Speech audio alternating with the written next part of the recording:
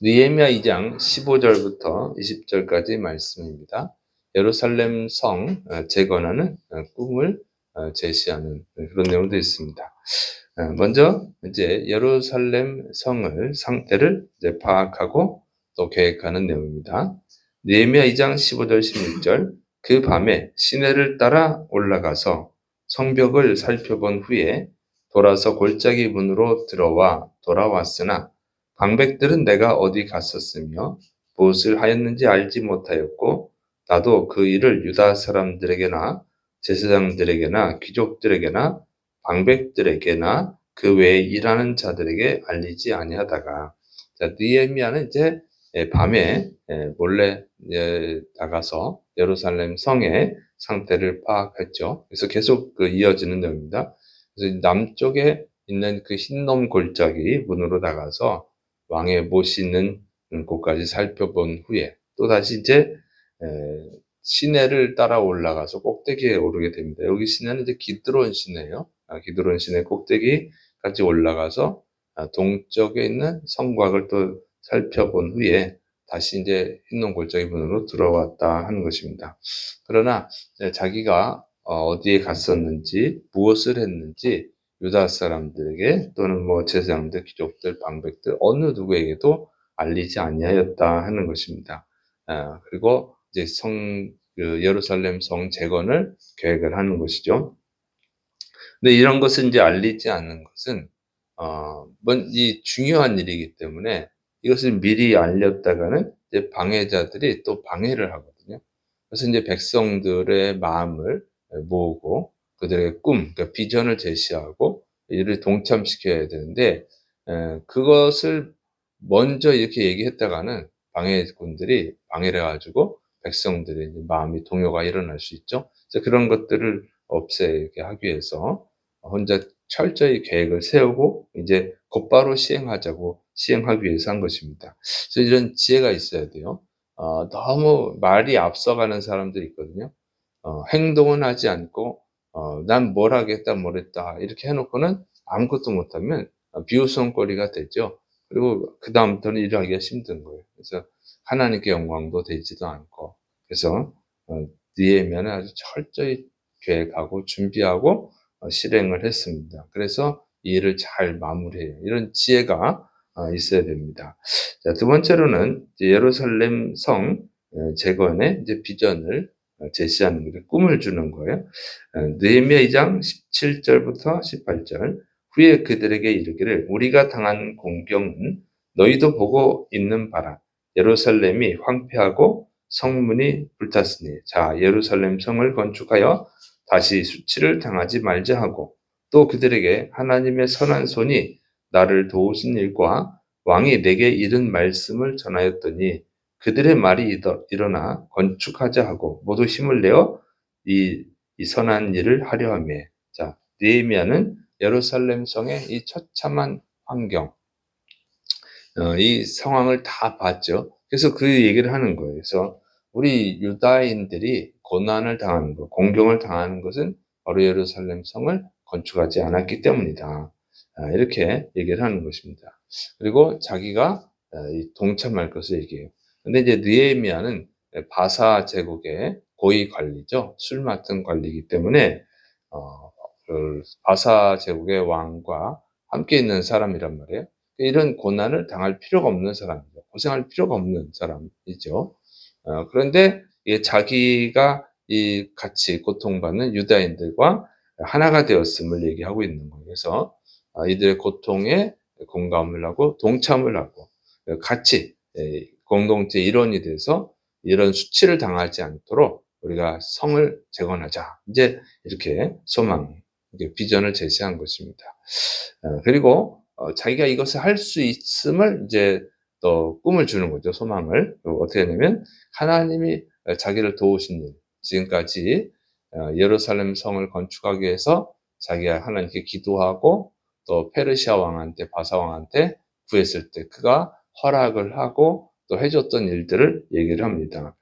그러니까 그 말을 들은 이제 유다 백성들이 이제 소망이 생긴 거예요. 꿈이 생겼어요. 막 믿음이 생겨가지고 같이 동참하겠다고 하고 이 선한 일을 시작하게 됩니다. 그래서 성을 재건하는 일을 시작하게 됐어요. 자, 이런 네, 이 느헤미야가 이 성을 건축하지 못해서 좌절하고 고통받고 절망 속에 있는 사람들에게 이런 꿈을 주고 동참시킬 수 있었던 것은 뭐냐면 느헤미야가 정말 철저하게 기도하고 하나님께 응답을 받아서 시작한 일이기 때문이라고 하는 것입니다. 그래서 우리가 정말 이런 것을 배워야 돼요. 그냥 막 하지 말고 자기가 하고 싶은 대로 하는 것이 아니라 하나님께 기도하고 하나님께 소망을 받고 꿈을 받고 그리고 시작을 해야 된다고 하는 거예요. 그래서 하나님의 뜻이구나. 하나님이 함께 하시는구나. 이런 소망이 있어야 돼요. 이런 믿음이. 그냥 자기 믿음이 아니라 응답이 있어야 되는 것입니다. 그냥 나 혼자 꿈꾸는 것이 아니라 확실하게 하나님께 응답을 받고 시작을 하는 것이죠. 그러니까 이 절망 속에 있던 백성들이 다 동참을 한 거예요. 자, 그다음에 이제 세 번째로는 방해자들을 물리치는 내용입니다. 느헤미야 2장 19절부터 20절. 호론 사람 산발락과 종이었던 암몬 사람 도비아와 아라비아 사람 게셈이 이 말을 듣고 우리를 업신여기고 우리를 비웃어 이르되 너희가 하는 일이 무엇이냐 너희가 왕을 배반하고자 하느냐 하기로 내가 그들에게 대답하여 이르되 하늘의 하나님이 우리를 형통하게 하시리니 그의 종들인 우리가 일어나 건축하려니와 오직 너희에게는 예루살렘에서 아무 기업도 없고 권리도 없고 기억되는 바도 없다 하였느니라. 자, 느헤미야와 이제 백성들이 예루살렘 성을 재건을 이제 시작하니까 그 얘기를 들은 산발락과 도비야 또 게셈 이런 사람들이 비웃는 거예요. 이런 비웃는 이유는 과거에도 중단시킨 일이 있었거든요. 그러니까 니네가 예전에도 못했는데 니네가 할 수 있을 것 같으냐 하고 막 비웃는 것이죠. 근데 이게 정말 느헤미야가 그래서 먼저 말하지 않고 철저히 기도하고 준비하고 시작한 이유예요. 이렇게 이 사람들이 또 비웃고 선동질하면 백성들은 쉽게 흔들리거든요.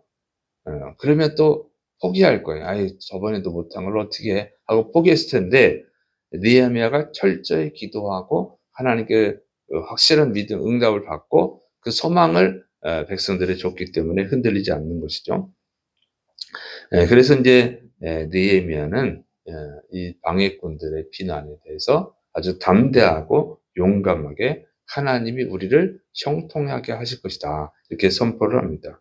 그리고 그 방해꾼들의 방해도 무시하고 또 그들이 동참하겠다는 거짓말이죠.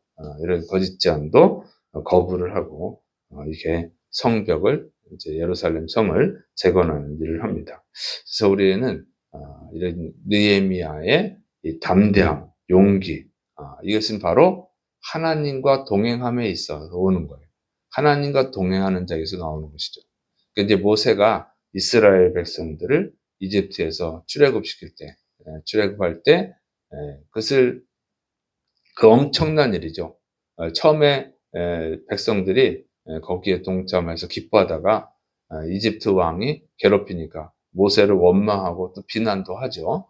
그런데 모세가 흔들리지 않고 그럼에도 불구하고 이스라엘 백성들을 다시 설득하고 출애굽시킬 수 있었던 것이 뭐냐면 모세가 하나님과 동행하는 자였기 때문에 그렇죠. 하나님께 말씀을 받고 하나님께 기도하고 그래서 흔들리지 않는 거예요. 이제 우리가 이 느헤미야도 똑같다는 거예요. 이런 담대함, 용기, 아무리 강한 적군들이 방해를 해도 흔들리지 않는 이런 담대함과 용기는 바로 하나님과 동행하는 데 있는 거죠. 그래서 날마다 하나님과 동행해야 될 줄을 믿으시 바랍니다.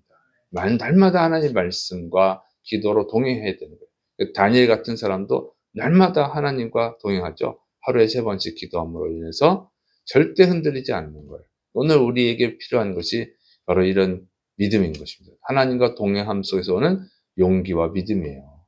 현대 그리스도인들이 너무 연약해가지고 너무 연약한 거죠. 조금만 힘들어도 못하고 그런데 특히 이제 코로나 때 너무 연약한 모습을 보였어요. 그게 뭐냐면 살았다 하는 이름이 있으나 실상은 죽은 자가 된 거예요. 하나님과 동행하지 않는데 어떻게 살아있는 믿음이 나오겠습니까? 날마다 말씀과 기도로 하나님을 만나고 하나님의 뜻에 순종하고 하나님의 뜻대로 걸어가는 그 동행함이 있을 때 강력한 그리스도인들, 용감한 그리스도인, 승리하는 그리스도인이 되는 줄을 믿으시를 축원합니다. 그래서 정말 이 새벽에 나와서 기도하는 게 중요하고 날마다 기도하시기를 또 말씀 안에서 순종하시기를 축원합니다. 기도하겠습니다. 사랑이 많으신 하나님 아버지, 우리가 정말로 날마다 하나님을 배우게 하여 주옵소서. 말씀과 기도로 하나님의 뜻을 구하고 뜻에 순종하며 하나님과 동행하는, 그래서 용감한 그리스도인, 승리하는 그리스도인, 하나님의 영광을 나타내는 그리스도인이 되게 하여 주옵소서. 주께서 역사하심 있고 예수님의 이름으로 감사하며 기도드립니다. 아멘.